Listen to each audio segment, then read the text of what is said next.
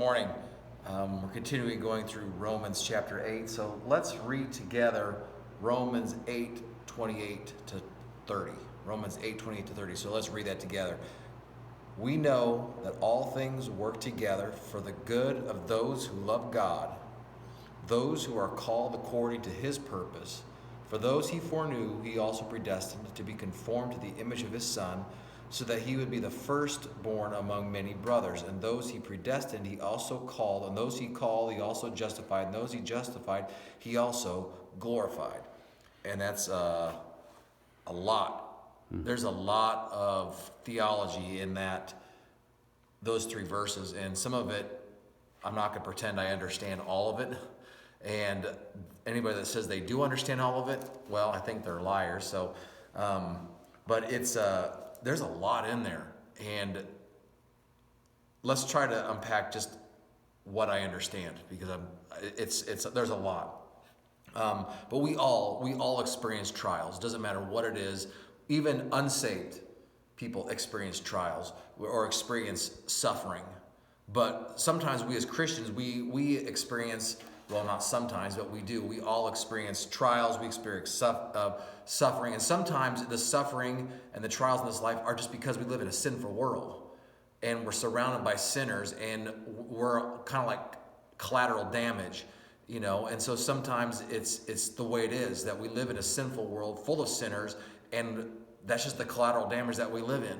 But then there's other times that we as Christians, we experience trials and suffering because we believe that in Jesus, that Jesus is the way, the truth, and the life. And because of that, we experience persecutions and sufferings. But we as believers, we need to not faint or feel weary when those times of sufferings comes, because it says that we know that all things work together for the good of those who love God, those who are called according to his purpose. And that's the thing that we got to hold on to, that God is at work in the world. That God is at work in the world, and his plan is perfect. All right? And there's two things. There's two things that God has, two purposes, is that our good and his glory. There's two purposes, our good and his glory. And that's the plan of God. That's the purpose of God, is to give us salvation, to give those sinners salvation so that he gets the glory. All right, and so that's what we can hold on to. And it all started in eternity past, and that's what it says. For those he foreknew, he predestined to be conformed to the image of his Son, so that he, Jesus, he would be the firstborn among many brothers. And so it all started in eternity past, and that's showed in Ephesians, and it showed in 1 Peter chapter 1. It's one of my favorite passages. In 1 Peter chapter 1, and I don't know if I can get to it now.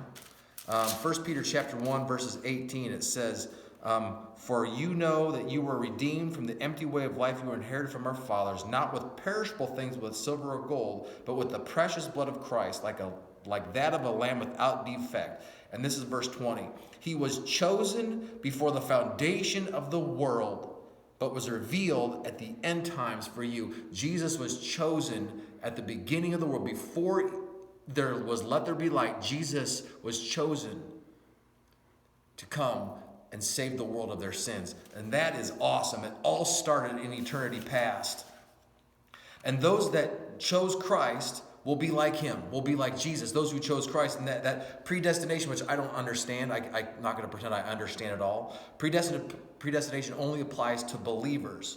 God never predestines people to hell, and those that are condemned because of their own choice. And that's what it says in John chapter 3, verse 17 down. It says, for God did not send his Son into the world that he might condemn the world, but that the world might be saved through him. Anyone who believes in him is not condemned, but anyone who does not believe is condemned already, because he has not believed in the name of the one and only Son, Son of God. This then is the judgment, that the light has come into the world, and that people love darkness rather than light, because their deeds were evil. For everyone who practices wicked things hates the light and avoids it, so that his deeds may not be exposed. But anyone who lives by the truth comes to the light, so that his works may be shown to be accomplished by God. See, our good, God's glory. And those that don't choose Christ are not predestined because they don't choose Christ. They're not predestined to hell. If you choose Christ, then you're predestined to be with God. You're chosen by God. That means that those who are chosen are called, and those who respond to the calling are justified, and those that are justified will be glorified. And how can we be discouraged or frustrated when we know that we share in the glory of God?